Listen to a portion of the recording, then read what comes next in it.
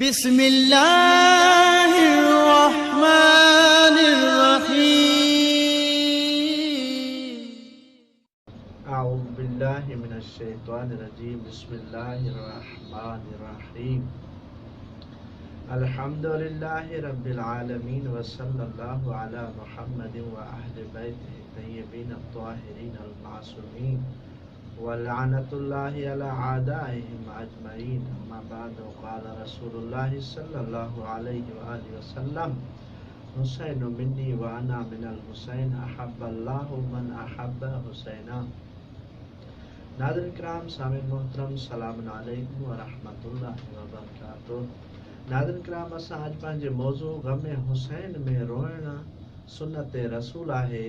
इमाम हुसैन अलैहिस्सलातु वस्सलाम उहा अज़ीम हस्ती आहे जंहिंजे करे दीन इस्लाम बाक़ी आहे, जंहिंजे करे अदम खे वजूद जी पोशाक मिली। उन ई इमाम हुसैन जे करे नओं इंसान खे बका मिली। अगर उन हुसैन इब्न अली ते काई मुसीबत अचे ऐं पूरो आलम ख़ामोश रहे त इहा एहसान फरामोशी जी अलामत आहे। इहो ई सबब आहे त शहादत इमाम हुसैन ते हर शइ, जिन बशर, हर मखलूक इमाम अलैहिस्सलातु वस्सलाम ते गिरियो कयो आहे।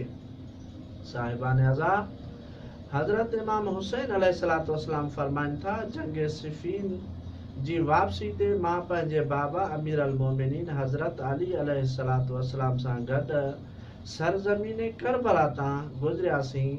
मुंहिंजा बाबा पंहिंजी सवारी तां लथा ऐं थकावट जे करे थोरी देर जे लाइ उते सुम्ही पिया ऐं उन जी अखि लॻी वई ऐं मां बि उते मौजूदु हुयुसि। एतिरे में अचानक मुंहिंजे बाबा, मुंहिंजे वालिद गिरामी परेशानी जी हालत में निंड मां बेदार थिया।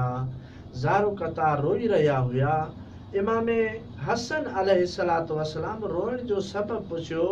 मौला अली अलैहिस्सलातु वस्सलाम फातिह खैबर फरमाइनि था त मूं ख़्वाब में ॾिठो आहे त ही सहरा हिकु खून जे दरिया में तब्दील थी वई आहे। मुंहिंजो फर्ज़ंद मज़लूम इमाम हुसैन अलैहिस्सलातु वस्सलाम खून जे भरियल दरिया में हथ पेर हणी रहियो आहे ऐं इमाम हुसैन अलैहिस्सलातु वस्सलाम जी मदद करण वारो केर बि कोन्हे को। ऐं इमाम अली अलैहिस्सलातु वस्सलाम फरमाइनि था, ए हुसैन बचड़ा, उन सर ज़मीन ते इहो वाक़ियो तव्हां सां पेश अचे, तव्हां छा कंदव? इमाम हुसैन अलैहिस्सलातु वस्सलाम फरमाइनि था, बाबा आऊं सब्र कंदुसि, छो जो सब्र खां सवाइ ॿियो को चारो ई कोन्हे को। अरबाब अज़ा, हिकु मशहूर रिवायत आहे त जॾहिं मौला हुसैन अलैहिस्सलातु वस्सलाम जी विलादत थी, जिब्राइल अमीन अल्लाह ताला जे तरफ़ां रसूल इस्लाम हज़रत मोहम्मद मुस्तफ़ा सल्लल्लाहु अलैहि वसल्लम खे मुबारक ॾियण लाइ आया ऐं मुबारक ॾियण सां गॾोगॾु इमाम हुसैन अलैहिस्सलातु वस्सलाम जी शहादत जी तस्लियत ऐं ताज़ियत बि पेश करण लॻा।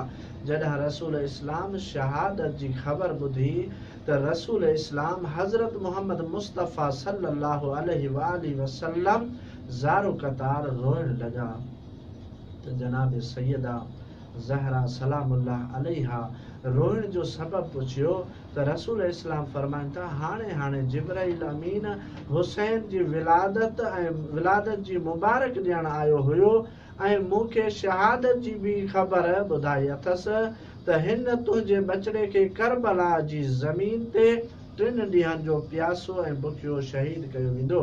सैयदा सवाल थी करे, बाबा इहो वाक़ियो कॾहिं पेश ईंदो? बाबा तव्हां हूंदव? रसूल इस्लाम फरमाइनि था, न बचड़ी, आऊं न हूंदुसि। त वरी जनाब सैयदा सवाल थी करे त भला अली अलैहिस्सलाम हूंदो उन ज़माने में? रसूल इस्लाम फरमाइनि था, न बचड़ी। जनाब सैयदा फरमाए थी, भाउ हसन हूंदो? रसूल इस्लाम फरमाइनि था, न, इमाम हसन बि न हूंदा। जनाब सैयदा फरमाए थी, भला आऊं हूंदसि? रसूल इस्लाम फरमाइनि था, ॿे मुंहिंजी बचड़ी, न आऊं हूंदुसि, न अली हूंदो, न तूं हूंदे, न हसन हूंदो। ही उहो ज़मानो हूंदो जो असां सभु न हूंदासीं। जनाब सैयदा फरमाए थी, बाबा इहो ॿुधा त मुंहिंजे बचड़े ते रोइण वारो केरु हूंदो? रसूल इस्लाम कायनात जा रसूल फरमाइनि था, ए मुंहिंजी बचड़ी, हिकु अल्लाह ताला हिकु क़ौम पैदा कंदो जंहिं क़ौम जा जवान जेके आहिनि हुसैन जे जवाननि ते रोईंदा, जंहिं जूं औरतूं हुसैन जे औरतुनि ते रोईंदियूं, जंहिं क़ौम जा बचड़ा हुसैन जे बचड़नि ते रोईंदा।